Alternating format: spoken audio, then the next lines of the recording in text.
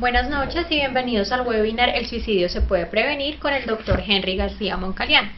El doctor Henry García es miembro activo de la Asociación Colombiana de Psiquiatría, actualmente es nuestro vicepresidente en la junta directiva y es un experto en el tema del suicidio.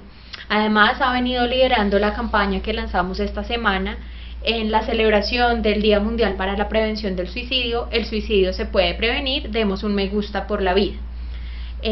Todas las preguntas que tengan pueden realizarlas por este medio, las estaremos resolviendo. Adelante, doctor. Muchas gracias, Laura. Qué importante este espacio en el cual la Asociación Colombiana de Psiquiatría, con la Asociación Psiquiátrica Latinoamericana y la Asociación Colombiana de Especialidades Médicas se han vinculado a una campaña que es mundial, que es una campaña que llamamos el Día de la Prevención del Suicidio, que es el 10 de septiembre, pero realmente lo volvemos una semana y realmente lo que queremos es volverlo algo activo durante todo el mes y el año. Tristemente el suicidio es un problema de salud pública, es un problema que produce mucho dolor. Hay que recordar que la persona que se suicida generalmente y en muchas ocasiones no quiere matar la vida, quiere matar un dolor que tiene. Es como si se sintiera en un callejón sin salida y sin puertas para abrir. El suicidio es la causa número 1 de muerte violenta en el mundo. Más o menos 1 millón de personas se suicidan anualmente. En Colombia tenemos algunas estadísticas que nos muestran que es un problema que ha aumentado, especialmente el suicidio en jóvenes. El suicidio en personas de 14 a 24 años es la segunda causa de muerte después de los accidentes de tránsito, y en el mundo ocupa el primero, segundo y tercer lugar de acuerdo al país. Y en Colombia el año pasado casi 800 menores de 24 años se suicidaron, de 2.500 personas que se suicidaron. Y hay que recordar que todavía hay un subregistro, porque el suicidio todavía implica temas de tabú, de pena, de estigma, de dolor, de sentimientos encontrados. Yo voy a ir hablando, pero si van llegando preguntas, podemos dinamizar la pregunta. Nos acompañan 2 papás aquí en el marco de la asociación que también han tenido que sufrir el dolor de un familiar cercano que ha intentado suicidarse. Hay que recordar que por cada suicidio hay por lo menos 20 intentos de suicidio, y que esto lastima por lo menos 5 a 10 personas que entran en una situación severa de ansiedad, las personas cercanas. Los hombres, tal vez por el método que escogemos de suicidio, tenemos 4 suicidios por 1 de una mujer. Las mujeres por suerte escogen métodos menos letales, y hay 4 intentos de suicidio en mujeres por 1 en un hombre. Hay que recordar que hay muchos factores, y no creo que sea el objetivo hoy de hablar, factores psicológicos, sociales, culturales y también biológicos ligados al suicidio. Como en todo en la vida, si yo voy a tener problemas cardíacos, si voy a ser alto, si se me va a caer el cabello, si voy a tener problemas de visión, muchas cosas tienen factores genéticos subyacentes sobre los cuales aún no podemos actuar. Hay familias en donde la presencia de suicidas es mucho más frecuente y lo han asociado a algunos marcadores genéticos. Pero lo que sí podemos actuar es sobre todo estas señales que da una persona que de pronto está pensando en suicidarse. El suicidio se puede prevenir, y algunas de las cosas en las que podemos actuar es, primero, recordar que detrás de una persona que tiene deseos de suicidarse o intentos o pensamientos, hay a veces trastornos emocionales, psiquiátricos, psicológicos, como queramos llamarlo. De alguna manera no se nos olvide que tenemos cuerpo y tenemos mente, y podemos enfermarnos del cuerpo y también de la mente, y hay detrás del suicidio muchas veces depresiones, escapes de la realidad, que es lo que los psiquiatras llamamos psicosis, trastorno bipolar, que está de moda y todo el mundo, hasta los jóvenes se hablan de bipolaridad, que es una entidad muy importante que compromete los afectos y puede llevar a la persona a un acelere exagerado o a una depresión profunda, adicciones, alcoholismo, matoneo, problemas conyugales. Tristemente hay personas que después de una ruptura amorosa intentan suicidarse. También nosotros podemos actuar con la ayuda de todos los medios, y Laura, que es la jefe de comunicaciones de la Asociación Colombiana de Psiquiatría, nos ha permitido llegar y hablar con personas muy queridas, periodistas, que nos permiten mostrar cómo los medios nos ayudan bastante para saber cómo se maneja esta información. Por supuesto también políticas ya a otro nivel de restricción de armas, políticas sobre el alcohol, restricción de plaguicidas, porque hay que recordar que 3 de los métodos que utilizan muchas personas para suicidarse son las armas y los plaguicidas en los campos donde la persona tiene acceso a potentes venenos que pueden causarle la muerte. Hay que recordar también los signos de alarma. No hay que desestimar la persona que de pronto está diciendo la vida no vale la pena, yo soy un fracasado, ya no hay una esperanza, tal vez lo mejor es que yo me muriera, o comienza a despedirse, o hay cambios en el genio, situaciones aún de violencia, o un aislamiento inusual grave. Y en este momento podemos ayudarle diciéndole que no deje que la tristeza profunda, el insomnio y toda esta infelicidad que a veces es profunda, o vacíos crónicos en la vida, actúen solos y pueda haber este desenlace fatal. Ojo, la persona no lo hace para llamar la atención. Ojo, la persona no lo hace porque se quiera muchas veces matar, sino porque quiere acabar con un dolor. No vamos a entrar como en estadísticas, pero hay que recordar que esto varía de un país a otro, de una región a otra. Y fíjense, por ejemplo, en Colombia podemos plantear que a ver cómo planteamos para que nos dé como una idea y nos ayude. En Colombia, de alguna manera, sabemos nosotros que hay por cada suicidio hay como 20 intentos de suicidio, y de alguna manera en estos casos la mayoría son realizados por mujeres, y la prevalencia es como de 50 por 100.000, es altísima, 4 veces más que los intentos de suicidio, que son más o menos 15, pero hay regiones como Vaupés que pueden llegar a 14 por 100.000 los suicidios.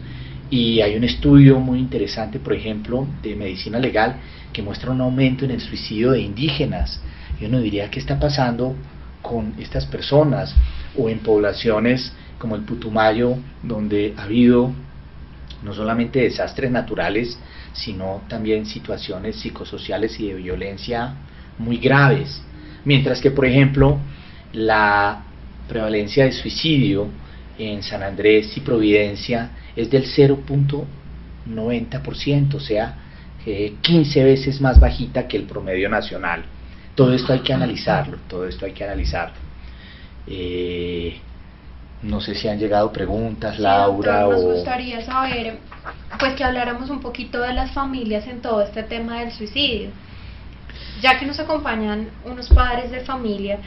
Y pues que hemos visto que el suicidio, además de claramente los intentos de suicidio, afectar a la persona que hace el intento, afecta a su círculo social, a sus padres, a sus seres cercanos, amigos.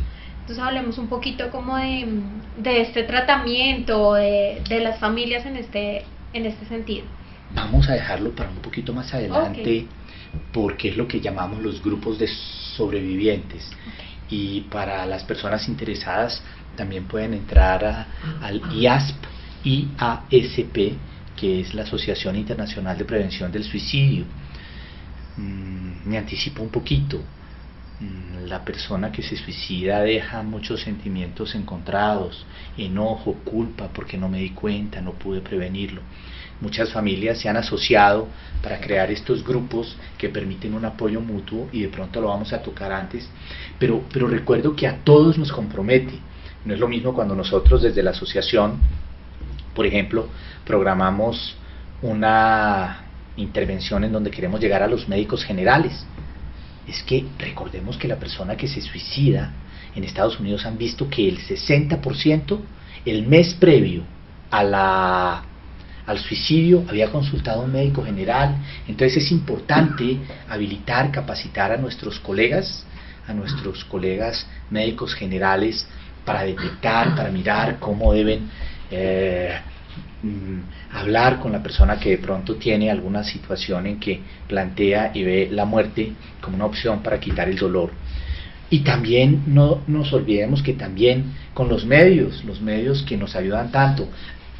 Los invito a que miren, ya sea en el tiempo virtual o en el tiempo físico del martes, 2 páginas enteras que muy queridos, con apoyo de la asociación, pero de todo el equipo periodístico del Tiempo, que se preocupa por la comunidad en salud.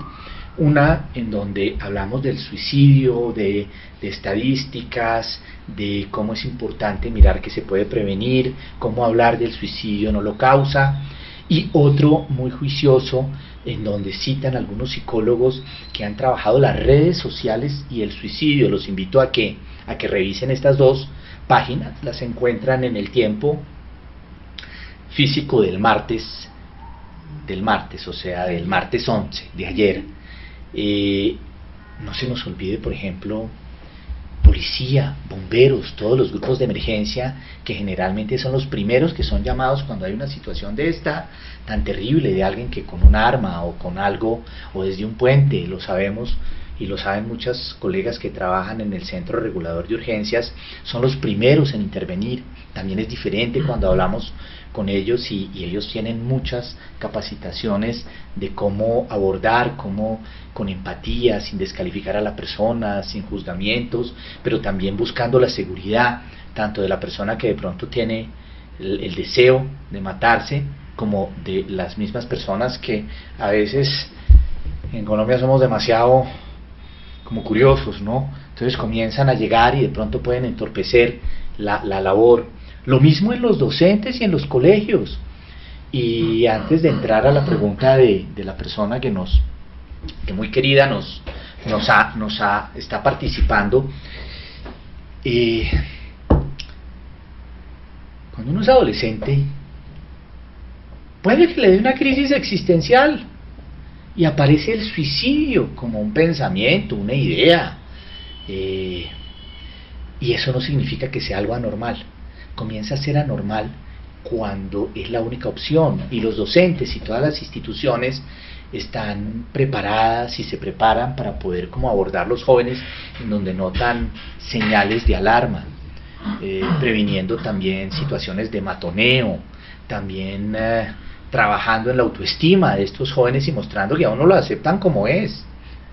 Y es importantísimo, porque recuerden cómo es la segunda causa de muerte en jóvenes de 14 a 25 años.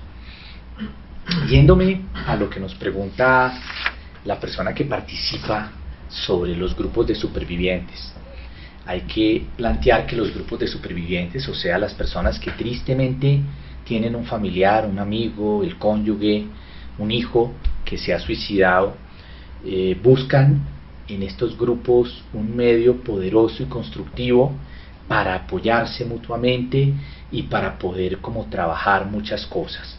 Hay que recordar que permiten estos grupos en donde, por supuesto, la persona comparte, no juzga, donde hay una empatía, un respeto, una comprensión, hablar de situaciones ligadas a la muerte, responsabilidades. La persona que tristemente es el sobreviviente porque su familiar, su amigo se ha matado, tiene culpa, enojo, ira, siente que de pronto no vio, que hubiera podido actuar. También los grupos les ayudan en situaciones de aniversario, tanto aniversario de cumpleaños de la persona o aniversario de matrimonio. Tristemente recuerdo una pareja, como en situaciones de aniversario del acontecimiento o en fechas especiales. Ahí hay una confidencialidad y compasión, hay unas reglas de juego, no es simplemente reunirnos, tiene una parte muy importante de reglas de juego.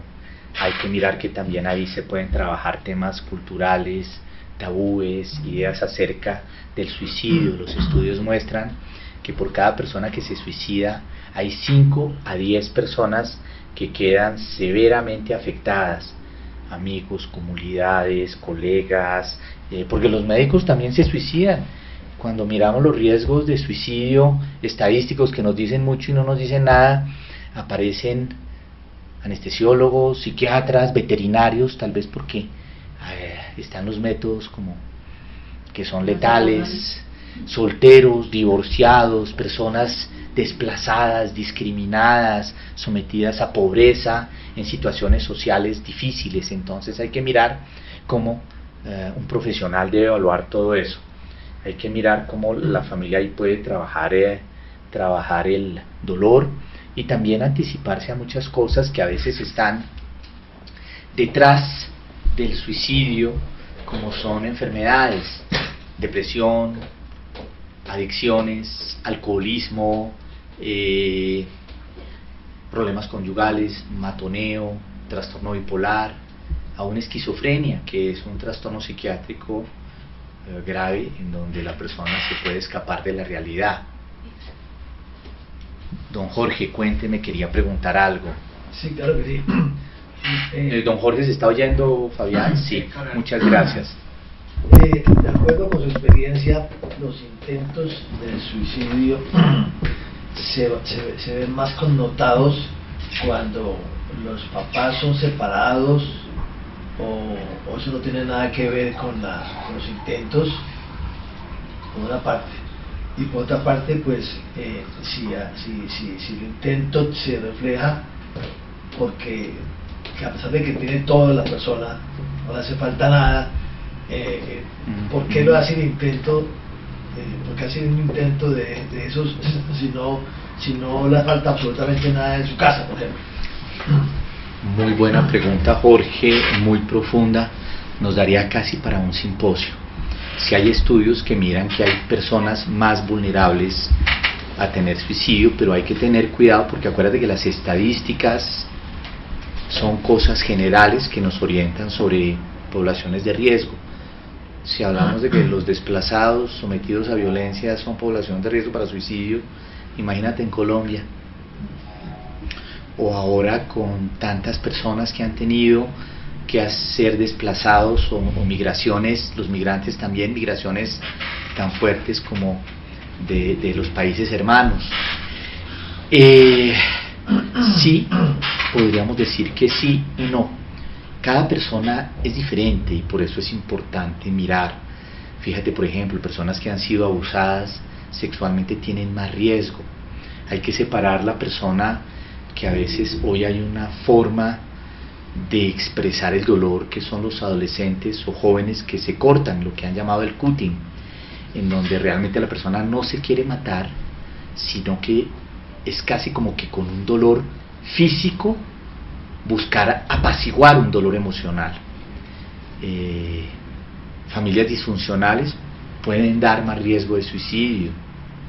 Y cuando juntas todo, porque no es solo un factor, la persona sí lo tenga todo, inteligencia, medios económicos, una familia, no importa que estén separados, pero que le brinda un apoyo, puede pensarlo, cualquiera lo puede pensar. Es decir, todos tenemos en algún momento un riesgo de entrar, por ejemplo, en una depresión. La depresión es algo que nos puede tocar a todos. Hay que recordar que la prevalencia de depresión en las mujeres es el doble a los hombres, puede ser el 15% y en los hombres 7,5%. Eso no significa que vamos a tener una depresión, pero que en algún momento de la vida una mujer tiene un riesgo el doble, como 15%, de tener una tristeza tan profunda, una depresión, que ya configura una depresión lo suficientemente fuerte como para que tenga que buscar algún tipo de ayuda psicológica, con un profesional en salud mental como el psiquiatra, que pueda necesitar psicoterapia o aún medicación, y en el hombre 7,5. Habría que mirar cada situación, Jorge. Pero fíjate lo bonito que tocas, no hay que sentirse culpable. Es tan buen papá el que le da la llave de la casa al hijo como el que le dice: no, señorito, aquí yo voy, te recojo a la fiesta, así no te guste y tus compañeros vayan a burlarse. Ambos son igualmente buenos papás. Es buen papá el que da permisos muy largos como el que da permisos muy cortos. Hay que mirar es todo el contexto, no hay un manual que te diga cómo ser buen papá, y muchas parejas se separan y esto ayuda porque son parejas que en ese momento toman una decisión sana después de analizarla, porque posiblemente si no lo hacen puede llevar a situaciones de tensión y de maltrato. Entonces, sí y no. Gracias. Doctor, también nos están preguntando si hay algún elemento clave para intervenir en el ámbito universitario. Nos habla una profesora, ella es docente, y recientemente cuenta que hubo un suicidio en la comunidad universitaria que generó muchísimo impacto, tanto en los estudiantes como en los docentes. Ella es del eje cafetero y dice que en estos 6 meses han incrementado el doble respecto al año pasado en jóvenes con un terrible efecto de contagio. Un ejemplo: 3 en la misma cuadra en el mismo mes. Qué importante. A ver, ¿qué te digo yo? Los docentes tienen una labor esencial, y en ciertos medios puede haber casi como un contagio de suicidio. En algunos países como Japón, o que tienen otras cosas culturales, cuando un artista muy importante se suicida, o en un colegio se suicida, no es que le haya dado la idea a los demás, pero personas que posiblemente estaban sufriendo con vacío existencial, con tristeza, con un dolor que quieren acabar, de pronto van a intentarlo, y tristemente de pronto van a terminar suicidándose. Los docentes aún al interior tienen que desarrollar habilidades, competencias, hacer grupos. En mi época, pues yo recuerdo el suicidio de un compañero, y estoy hablando de épocas muy viejas, y se manejaba tal vez diferente. Todos en el colegio sabíamos que se había suicidado, pero no hubo como hoy, en que se reúnen, se permite que los jóvenes puedan expresar los sentimientos, el dolor, lo que sienten, fortalecer los sentimientos positivos, mostrar que uno es aceptado como es, como se hace hoy en los colegios o en las universidades donde tristemente hay algún suicidio. Los docentes trabajan mucho en eso, en la promoción de toda la parte del desarrollo, de la empatía, de las cosas físicas y vocacionales a nivel de todo, tanto de primaria, porque hay jóvenes chiquitos que se suicidan o lo intentan. Tristemente ya hay reportes de niños de 7 años, 6 años, y eso nos cuestiona mucho sobre qué está pasando. Lo mismo en las universidades. Lo otro que toca la profesora es algo muy, muy importante, y precisamente, por ejemplo, tenemos programado un simposio en el Congreso Nacional de Psiquiatría que va a tener lugar del 31 de octubre al, ayúdame Laura, del 31 de octubre al 3 de noviembre, en el cual vamos a mirar también 2 cosas. ¿Qué pasa con el terapeuta, el psicólogo, el psiquiatra? No es que se le suicide un paciente, se suicida un paciente que yo estaba tratando. Tenemos como ese poder: ¿se me muere un paciente o se murió? ¿Se suicida o se me suicidó? ¿Y qué pasa con el colega? ¿Qué pasa con los docentes y con las familias? Son muchos sentimientos, es una cosa terrible, produce sentimientos encontrados, porque algo que los seres humanos a veces no aceptamos es que inevitablemente vamos a morir, y la muerte todavía nos produce escozor, y cuando es algo violento y cuando es en alguien joven, la comunidad universitaria, la comunidad del colegio o el colega que estaba tratando un paciente que se suicida, pues quedan muy afectados. el trabajo es importante. También nos preguntan que cómo se puede intervenir en los intentos suicidas y suicidios en el campo médico desde los estudiantes de medicina. Ese es otro campo, claro. Dicen que en casa de herrero asadón de palo, y a veces pasa.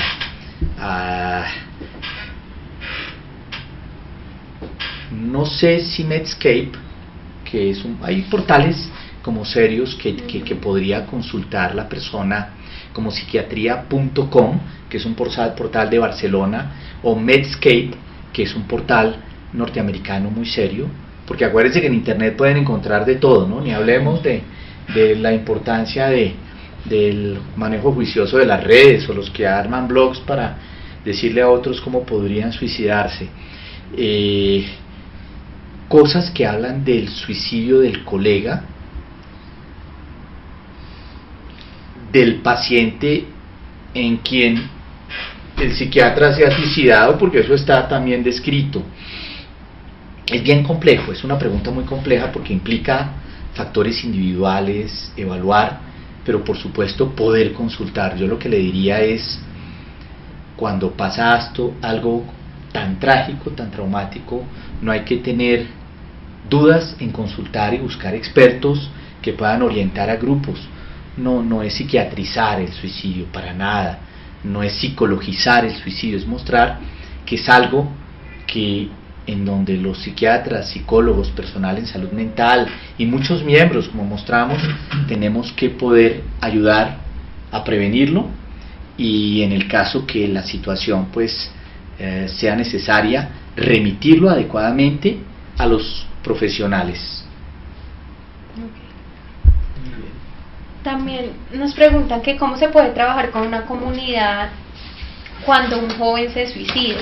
Es frecuente que después aumente la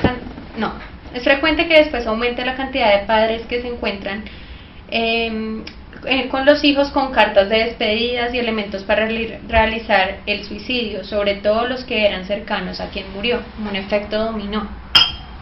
Puede pasar y puede no pasar, pero lo importante, fíjate, es no pensar que todo el mundo está en capacidad de crear y liderar un grupo de sobrevivientes, ya sea los docentes o en la comunidad o desde las alcaldías o en las comunidades indígenas cuando ha ocurrido, y que es importante que la persona esté capacitada, y sino que busque cómo tener las herramientas con un profesional de salud que sepa cómo se puede abordar un grupo, cómo facilitar que haya una expresión de las palabras, del dolor, de los sentimientos encontrados, cómo facilitar una promoción de valores, de fortalezas, cómo poder guiar las cosas. No es solo reunirse y hablar, porque puede haber un aumento de la ansiedad que esto genera. Generalmente los grupos se quedan callados, ¿no? La tendencia de las personas es a quedarse callados. Pensemos un poquito en la persona que se quiere suicidar y cómo va pensando. Por un lado, la persona está en una ambivalencia, tiene por dentro una guerra entre el deseo de vivir y el deseo de no vivir. Tiene por dentro una guerra entre sentimientos encontrados acerca de lo que le está doliendo y el valor de la vida y la muerte como opción. Por otro lado, está dando señales. La vida no vale la pena, se despide, soy un fracasado, ¿para qué las cosas?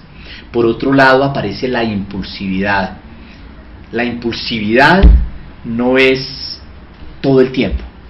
La impulsividad dura minutos o dura horas, y en ese momento podemos actuar, porque si ganamos tiempo y permitimos que pase la impulsividad, podemos salvar a alguien, porque es en ese momento impulsivo de cosas encontradas que toma esta decisión.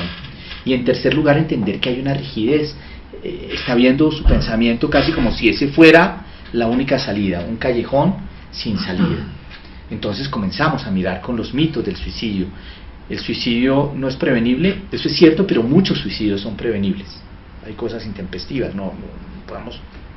Dos, la persona da señales, la persona no está convencida, es ambivalente, hay una lucha en donde dice sí y otro que dice no, está con pensamientos encontrados. Doctor, ¿y qué hacer después de cuando la persona no se suicida, intentó suicidarse, no, afortunadamente no se pudo suicidar, pero qué hacer después de con esa persona?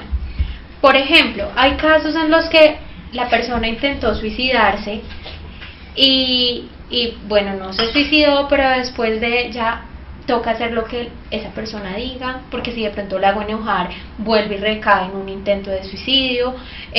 Si no le gusta lo que está haciendo y toca hacer esto, toca porque a lo mejor no le gusta, y es el miedo que sienten los papás o los seres cercanos a ya la no persona. puedo decirle nada.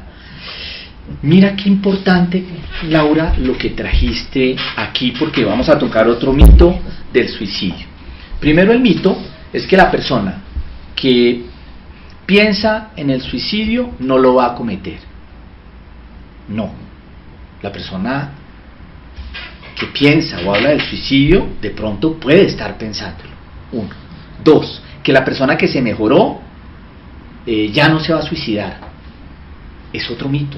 La persona de pronto en este estallido, en esta impulsividad, hizo un intento, se salvó, pero al inicio de pronto, por ejemplo, podía estar tan deprimido que ni tenía fuerzas de levantarse de la cama, no tenía fuerzas ni de comer, ni de salir, ni de estudiar, y cuando comienza a mejorarse, de pronto encuentra las fuerzas y puede hacer un intento de suicidio. Lo tercero es un abandono del tratamiento, porque piensa que ya no, ya pasó. Y lo cuarto es pensar que alguien que piensa que hizo un intento de suicidio lo va a volver a hacer, se quedó en eso. No, hay gente que nunca vuelve, pero hay otras personas que tienen riesgo. Lo importante es consultar. Un profesional va a ayudar como a evaluar todo esto, porque fíjate que lo que a uno le enseñaban cuando estaba en la universidad, las primeras 24 horas, el riesgo de suicidio es grandísimo, de que la persona vuelva a hacerlo. Y en eso todos tenemos que entender que si voy a un hospital, hice un intento de suicidio que gracias a Dios no fue tan severo, no alcancé a cortarme muy profundo, y de pronto en ese medio hospitalario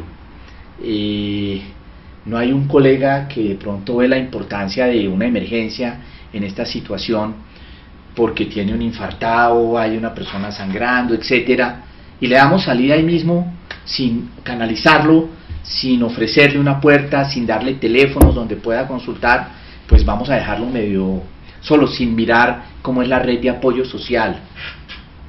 Por otro lado, también se sabe que en el mes siguiente hay mayor riesgo para la persona, y por eso es importante que esté en manos de un profesional. Hay que recordar también, trayendo a colación el Ministerio de Salud, que es obligatorio que todos los miembros del personal de salud que atendemos personas en urgencias y en nuestro consultorio reportemos los intentos de suicidio, las cosas que se presentan, para que también la Secretaría, con una red de apoyo muy juiciosa, brinde apoyo a estas familias. Hay familias que se asustan, entonces dicen, pero entonces va a ir una psicóloga a mi casa, ¿qué pasó? Sí, muy posiblemente, pero no con un afán de juzgar, ni de estigmatizar, ni nada, sino de brindar una puerta, un canal de comunicación. Recordar las otras líneas de suicidio como la 106, el 123, el 125 en algunas regiones.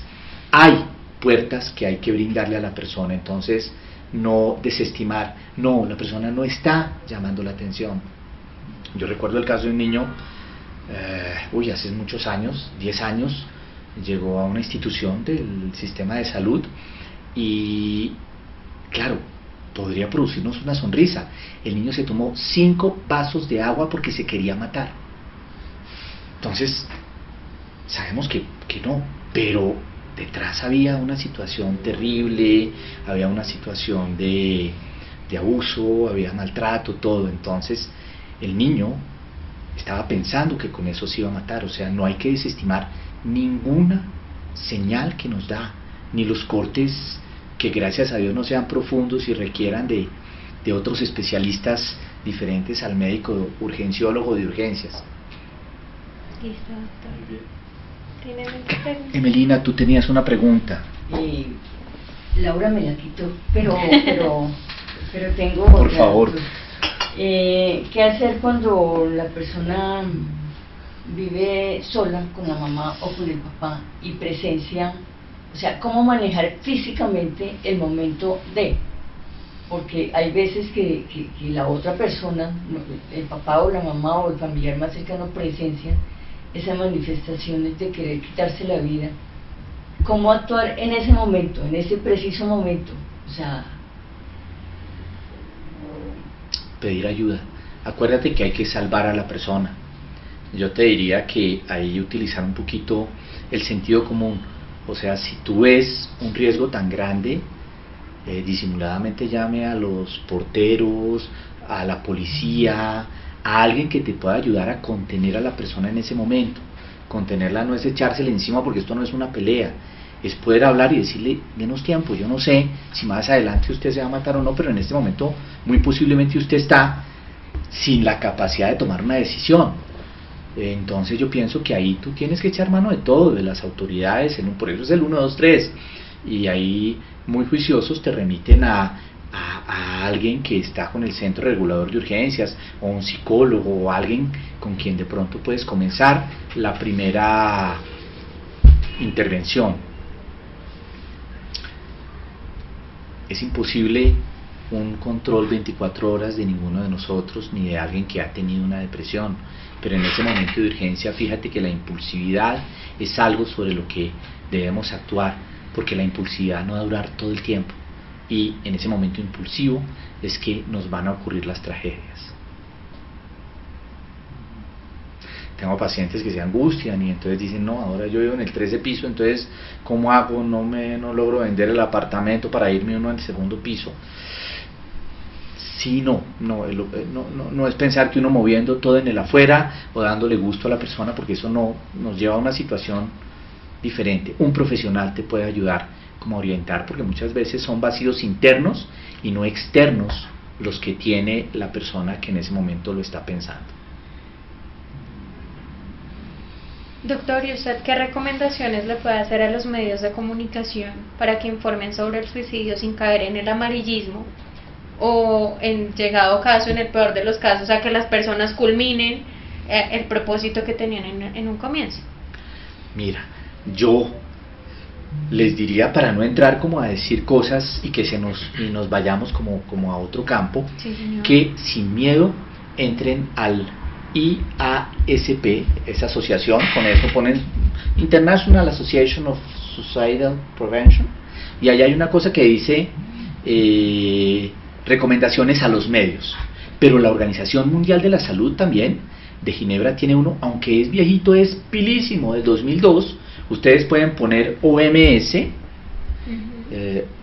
es mejor poner en inglés WHO, está en inglés, francés, español, portugués, y dice recomendaciones a los medios, porque los medios tienen una responsabilidad muy grande en esa parte ética de cómo se manejan las situaciones, o cuando, para evitar lo que don Jorge nos mencionaba como, entre comillas, como epidemias en las preguntas del audio. Entonces pueden mirar ese artículo, es corto, son como 10 páginas, y da unas claves, algunas muy de sentido común y otras muy estratégicas para los medios, que es una profesión muy importante, porque los medios nos ayudan bastante en todo esto. Pues mira el impacto, por ejemplo, a través de todas las publicaciones del Tiempo, no solamente cuando hay algo que nos cuestiona, personas famosas que se han suicidado, Anthony Bourdain, etcétera, etcétera, que nos ponen a pensar, sino también de manera general en esta semana en donde planteamos: el suicidio se puede prevenir. ¿Qué tan recomendable es un tratamiento de psicoanálisis para una persona y para la familia? Una persona que intentó suicidarse. Qué pregunta tan difícil. Yo ya no sé qué soy. Yo soy médico, psiquiatra, psicoanalista, psicoterapeuta, profesor, que es mi encarrete. Yo pienso que un profesional evalúa, porque fíjate que no podríamos plantear un tratamiento igual para todas las personas. Hay que mirar qué hay detrás. Hay cosas sentimientos vacíos de crónico, hay alguna entidad, una depresión, una alteración en la personalidad, un cuadro psicótico, y con base en eso se va determinando el tratamiento. El psicoanálisis es un tratamiento psicológico que busca cambios profundos en la persona. Es muy bueno, pero no es para todo el mundo. Entonces habría que mirar cada caso, habría que mirar. Hay personas que de alguna manera no sería la indicación, implica también que yo tenga ciertas capacidades, habilidades y cierta forma de ser, no es para todo el mundo. Por eso te digo que no podemos generalizar, no podemos ni decir que ese tratamiento no, ni tampoco que ese tratamiento sí. Además hay muchas formas de psicoterapia y lo mejor es la evaluación de un profesional que es quien va como a guiar como qué se va a trabajar, cuáles son los objetivos, tanto si es con medicación, psicofarmacológicos, psicoterapéuticos, qué tipo de psicoterapia, evaluar las redes de apoyo, si es necesario, como mencionabas tú, de una persona que viva sola, una intervención de trabajo social, etcétera, etcétera, etcétera.